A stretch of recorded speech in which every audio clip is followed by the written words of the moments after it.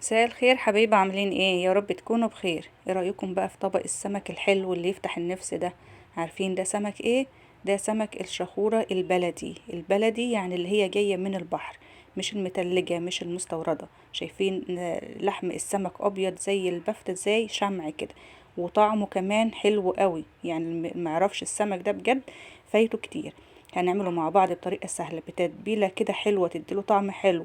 وهنعرف ازاي سر القرمشة ان هو يطلع معاكي مقرمش وطعمه حلو وشكله حلو، واللون وسر التسوية عشان يطلع معاكي باللون الذهبي الحلو ده. تابعوا معايا الفيديو للاخر، وما تنسوش فضلا يعني تحطوا لي لايك للفيديو واشتراك في قناتي، ويلا بينا ندخل على طول نشوف هنعمل السمك الحلو ده ازاي. مبدئيا كده هو ده شكل السمك. هوريكم السمك ده عشان اللي ما يعرفوش. ده السمك اللي هو الشخورة البلدي، ده بيبقى شكل السمكة كده، وبيبقى مديدلها كده من تحت فيها شوكة كده، شوكة كده في السمكية كده من نفسها. ايوه الحتة دي.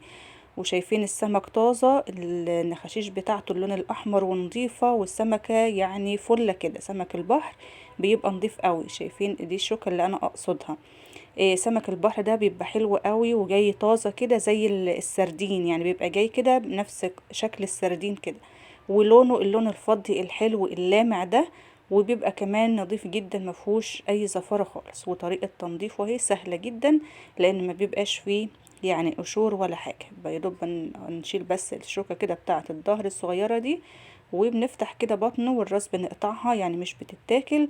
وشايفين البطن نظيفة زي الفل، يا دوب كده مصارين صغيرة اللي بنشيلها، وبتبقى نظيفة زي الفل. دي كده طريقة تنظيفه للناس اللي ما تعرفش. السمك ده بجد هو موجود الايام ديت في السوق كتير، فلما تلاقوه هاتوه، لان فعلا طعمه حلو قوي. السمكة نظيفة ولحمها ابيض كده وزي الفل، احلى بكتير بكتير جدا من اللي هو المستورد او المتلج. وكمان مش بيبقى فيه اي زفارة خالص.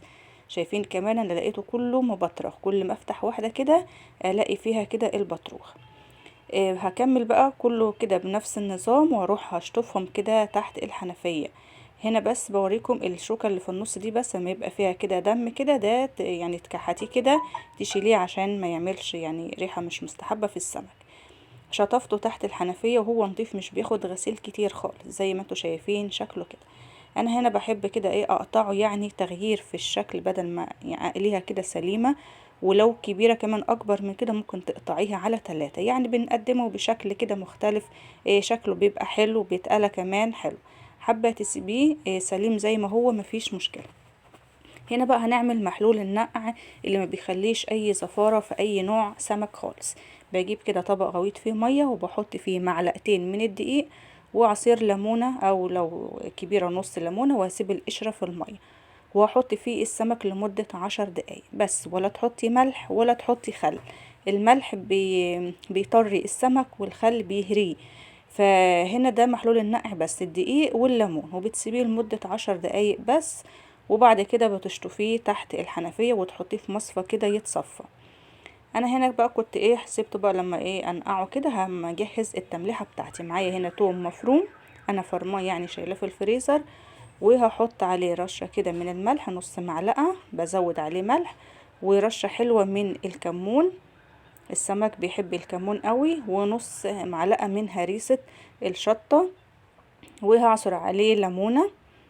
لو ما عندكيش انتي هريسة الشطة دي، والثوم مثلا برضو مش مفروم، وهنا نص معلقة صغيرة من الخل، هتفرميهم مع بعض. يعني هتفرمي الثوم ومعاه قرن فلفل كده من الاحمر ده الحامي، وقرن فلفل كمان من الاخضر، وتفرميهم مع بعض بالملح والكمون، وتحطي عليهم الليمون. هيبقوا معاكي زي الفل. التمليحة دي فعلا طعمها وريحتها حلوة قوي في السمك. بعد كده ما تحطيش بقى اي توابل تانية خالص. بعد ما شطفت بقى السمك تحت الحنفية، مش بياخد غسيل كتير زي ما قلت لكم، هو نضيف وعشان كمان ما ينهراش منك. وحطيته في مصفى كده يتصفى من المية خالص. هنا ببدأ كده باخد كل قطعة بملحها من جوه كده بالتمليحة دي، وبديها مسحة كمان من بره من التمليحة الحلوة دي. بتملح لي طعم السمك وبتديله ريحة حلوة، ولما بتتقلى عليه كمان كده بيبقى طعمها حلو. فانا كده بملحه من بره ومن جوه، وبسيبه كده في التمليحة دي 10 دقايق بس، مش اكتر من كده عشان ما ينهرش منك السمك. 10 دقايق ويبدأ يقلي، وكلي بقى احلى سمك. احلى سمك بجد هتاكليه. شايفين الشكل عامل ازاي؟ يعني حلو جدا. هنيجي بقى نعمل التغليفة بتاعتنا بتاعة السمك. معايا كوباية من الدقيق ونص كوباية من النشا. نص كوباية النشا دي بقى اللي هتديني طبقة كده مقرمشة على السمك. وبعدين هملح الدقيق بتاعي او هبهره. هحط معلقة صغيرة من الملح ونص معلقة من الكركم عشان بتديني لون ذهبي كده حلو، ونص معلقة صغيرة من الكمون. كده بيبقى كمان الدقيق بتاعي كده متبهر وطعمه كمان حلو. وهبدأ بقى ايه انزل بقى هنا قطع السمك كده واغلفها في الدقيق. ممكن تعملي كله كده مرة واحدة وتبدأي تقلي، وممكن تعملي جزء جزء ويكون جنب منك الطاسة تقلي على طول، يعني مش هتفرق يعني. هنا بقى هولع على الطاسة كده، هسخن الزيت، يعني يكون فيها حبة زيت كويسين، وانزل السمك في زيت يكون سخن. وهنا الحلة اللي جنب مني دي بعمل بقى ايه شوية رز من بتاع السمك. وهنا بنزل بقى بالسمك بعد الزيت ما يكون سخن، ما تنزلهوش في زيت بارد. وطبعا مش هنقلب السمك الناحية التانية غير لما الاقيه اخد لون ذهبي من تحت الاول، ما تقلبهوش وهو لسه كده ابيض. والسمك ده كنت عاملاه معاكم من فترة كده تقريبا من سنة في صينية في الفرن، برضو كان حلو قوي وطعمه حلو قوي. هسيب لكم اللينك بتاعها في صندوق الوصف لو حابين تعملوه صينية في الفرن. شوفوا الفيديو ده برضو بيبقى حلو قوي. بعد ما السمك بقى اخد معايا لون ذهبي كده من الناحية اللي تحت، بروح اقلبه. وهنا بصوا يعني انا لسه هو ذهبي فاتح شوية، عايزة اديله تحميرة كمان. فبعد ما ياخد نفس الدرجة دي في الناحية اللي تحت بروح اقلبه تاني. الطريقة دي ان انا اقلب السمكة كده مرتين بتبقى حلوة قوي، بتدي فرصة للسمك ان هو لحمه يستوي حلو وياخد معايا لون حلو موحد، يعني ما تسيبوش على ناحية واحدة لغاية ما يتحمر جامد وبعدين تقلبيه. هنا الطريقة دي بتبقى حلوة قوي. ماشي، هنيجي بقى نطلع السمك كده، هي تطلعيه كده على مصفى او على مناديل، مش هيفرق يعني. لو مصفى هنا عشان خاطر مثلا مناديل ما تطريش معاكي السمك على طول، لكن انا طلعت شوية هنا على المصفى وطلعت شوية تاني على المناديل، بس ما طراش ولا حاجة، كانوا الاتنين زي الفل. في المرحلة دي تهدي النار، وانا بطلع السمك كده تهدي النار.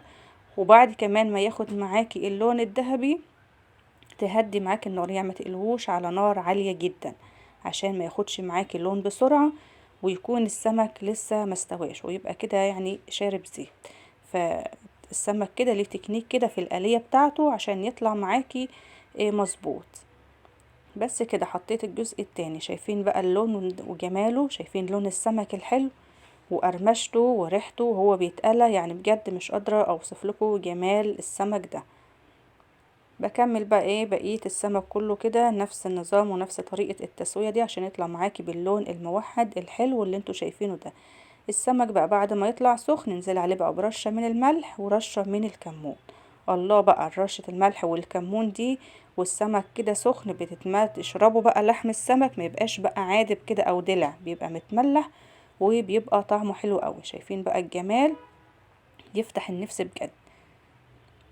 ايه رأيكم بقى في طبق السمك الحلو الجميل ده؟ تكات بسيطة كده بنعملها بس بتفرق معانا فعلا في طعم السمك وفي لون السمك وطريقة التسوية. شايفين بقى؟ هنفتح بقى لحم السمك ابيض شمع كده من جوه. شايفين الجمال؟ بجد حلو قوي حلو قوي جميل، جربوه هيعجبكم جدا. شايفين السمك وجماله؟ يعني مفيش اجمل من كده. وقدمت معاه عملت معاه رز كده من بتاع السمك. واتمنى الفيديو عجبكم واشوفكم على خير في فيديو جديد ان شاء الله.